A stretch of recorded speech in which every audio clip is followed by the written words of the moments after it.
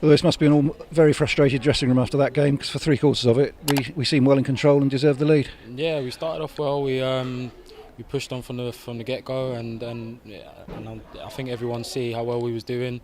And yeah, you're right. Up until the last sort of 15 minutes or so, we was on the back foot after the red card, and it's always hard, when you're down to 10 men up against 11, because they've always got that extra man, and they had a couple ricochets that dropped them in the box, and they managed to take their chances. But it's just one of those things at the end of the day. First half, you nearly put us in front with that header from Will's free kick. How close was it? Yeah, it was pretty close, to be fair. There was a lot of pace. Well, I thought there was quite a lot of pace on the ball, so I just had to sort of direct it.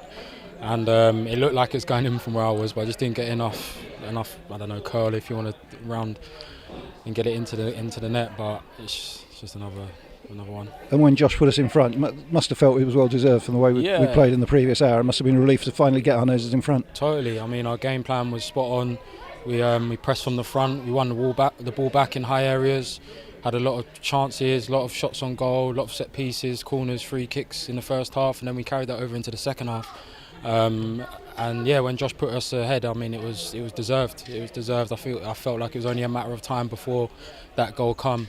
And unfortunately for the red card, I think we probably would have gone on and got maybe one or two more the way we was playing, because everyone was on it today. Yes, obviously to say the red card changed the game. I mean, for 10 minutes after Donovan went off, we were still in front. But did you feel more under pressure in that period between the sending off and the equaliser? I mean, like when someone gets sent off, it's like you go almost automatically go into a defensive mode. You want to protect the lead. You don't want to give up any chances. And I thought we'd done that for 10-15 minutes before they scored. And like I say, it was a little ricochet in the bottom. I'm not too sure how it dropped down to him. But up until that point, we defended well. They didn't have any, from what I remember, clear-cut chances or anything like that. But yeah, it's not like Donny to get sent off in that manner, but it's just one of those things that happen from time to time in football, and obviously he'll be down today, but hopefully he can pick himself up and then kick on from there. And in the last 10 minutes after they'd equalised, was it then a question of just trying to make sure we didn't lose the point in the end? Well, yeah, that's how it went really. And again, it was another lucky ricochet that chopped into his path, and he just slotted it in the corner. But you can't point fingers at anyone in them scenarios, them situations, because everyone's trying, everyone's giving their all, and it was a fortunate goal, if you want to. It was a good finish, but it was a fortunate goal the way it landed to him in the box. Now there was, I think it was when it was 1-0 or just before we scored, one block from you where Matt Smith had got in behind you, and then it fell to the other guy. Yeah, to be fair, that looked like a heck of a bit of defending. To be fair, it was I sort of got myself out of it there, because I sort of misjudged the goal kick, and he shanked it inside, and then I've managed to get back and block the shot. So it's just what I'm in the team to do, really. Block balls, head balls, and cleared my lines. But yeah, it was a good block. And 5 minutes of stoppage time almost got the equaliser with that deflected shot by Killian, but the cavalry was up in the last couple of minutes, just trying to grab the equaliser.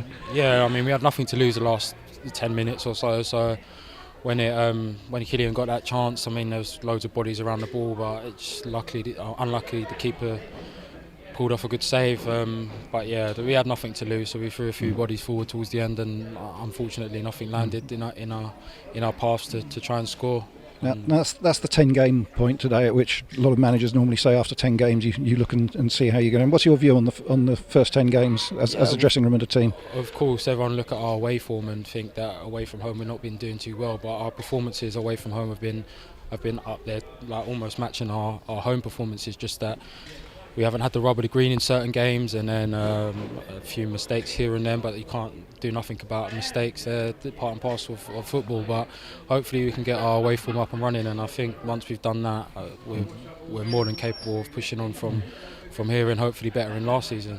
And our home form it speaks for itself, like I'm not too sure of the stat is, but I'm pretty sure we've only lost 2 games in about 20 or something like that. So at home, so it's that we can take that as a positive, and hopefully we can push that into our away form as well. I think it's 2 in the last 11 months now, and well, there you go. if first home defeat today, so away to Gillingham next week would be a good time to get the first away victory. Yeah, but we go into every away game looking for the win. We don't sit off anyone. The way the gaffer wants us to play is on the front foot, and I'm pretty sure we'll go into next week with the same mindset. take it to them, and hopefully we can get our away form up and running. Yeah, we wish you well down there, Louis, and we'll see you there. Thanks very much. Thank you.